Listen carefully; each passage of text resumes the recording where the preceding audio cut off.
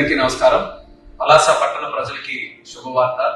ఎంతో కాలం నుంచి పలాస పట్టణ ప్రజలందరికీ కూడా పీడిస్తున్నటువంటి ఆరోగ్య తాలూకా సమస్య మరి నేటికి ఆ సమస్యకి ఒక పరిష్కారం దొరికింది.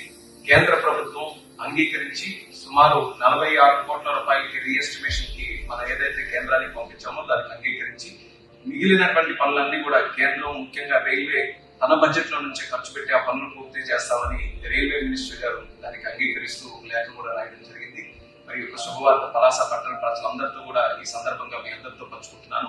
మీకు తెలిసిందే గత ఎన్నో సంవత్సరాలుగా అది పూర్తయినందున వల్ల ప్రజలు అందరూ కూడా పలాస వెళ్లాలన్నా బయటికి రావాలన్నా అక్కడ ఉన్నటువంటి రైల్వే గేట్ వల్ల అనేక రకాలైనటువంటి ఇబ్బందులు పడ్డారు. వేసవి కాలంలో గానీ లేకపోతే వర్షం సమయంలో కానీ గంటలు కూడా కొన్ని సందర్భాల్లో వెహికల్స్ అన్ని కూడా అక్కడ ఆగిపోయి మరి రాకపోకలు మున్సిపాలిటీకి చాలా ఇబ్బందులు పడుతూ ఉండిపోయింది.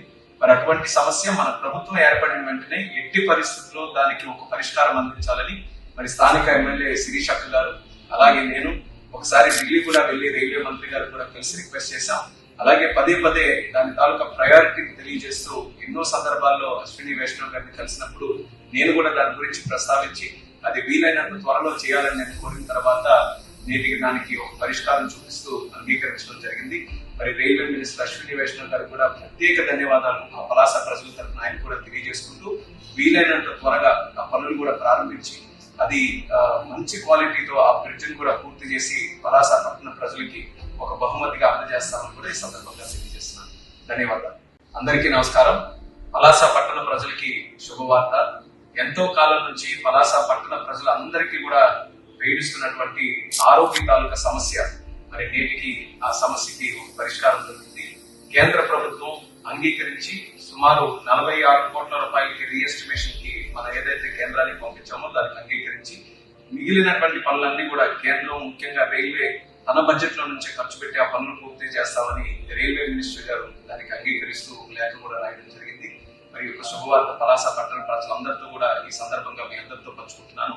మీకు తెలిసిందే గత ఎన్నో సంవత్సరాలుగా అది పూర్తయినందున వల్ల ప్రజలు అందరూ కూడా పలాస వెళ్లాలన్నా బయటికి రావాలన్నా అక్కడ ఉన్నటువంటి రైల్వే గేట్ వల్ల అనేక రకాలైనటువంటి ఇబ్బందులు పడ్డారు. వేసవి కాలంలో గానీ లేకపోతే వర్షం సమయంలో గానీ గంటలు కూడా కొన్ని సందర్భాల్లో వెహికల్స్ అన్ని కూడా అక్కడ ఆగిపోయి మరి రాకపోకలు మున్సిపాలిటీకి చాలా ఇబ్బందులు పడుతూ ఉండిపోయింది.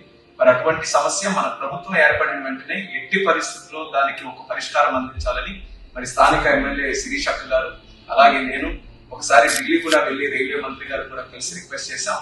అలాగే పదే దాని తాలూకా ప్రయారిటీని తెలియజేస్తూ ఎన్నో సందర్భాల్లో అశ్విని వైష్ణవ్ గారిని కలిసినప్పుడు నేను కూడా దాని గురించి ప్రస్తావించి అది వీలైనంత త్వరలో చేయాలని నేను కోరిన తర్వాత నేటికి దానికి ఒక పరిష్కారం చూపిస్తూ అంగీకరించడం జరిగింది. మరి రైల్వే మినిస్టర్ అశ్విని వైష్ణవ్ గారు కూడా ప్రత్యేక ధన్యవాదాలు ఆ పలాస ప్రజల తరఫున ఆయన కూడా తెలియజేసుకుంటూ వీలైనంత త్వరగా ఆ పనులు కూడా ప్రారంభించి అది మంచి క్వాలిటీతో ఆ బ్రిడ్జ్ కూడా పూర్తి చేసి పలాస పట్టణ ప్రజలకి ఒక బహుమతిగా అందజేస్తామని కూడా ఈ సందర్భంగా తెలియజేస్తున్నాను. ధన్యవాదాలు. Please subscribe to the channel and download the Politicos app from the links in the description.